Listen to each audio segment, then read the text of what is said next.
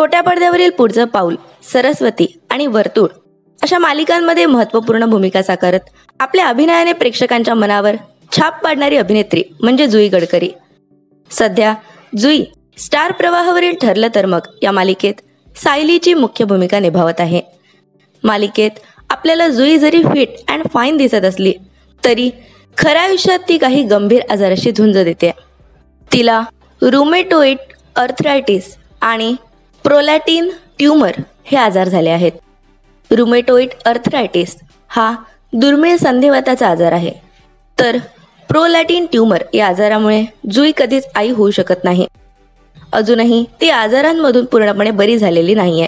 तिचा लढा सुरू आहे. याच कारणामुळे जुईने कला विश्वातून बराच काळ ब्रेक घेतला होता.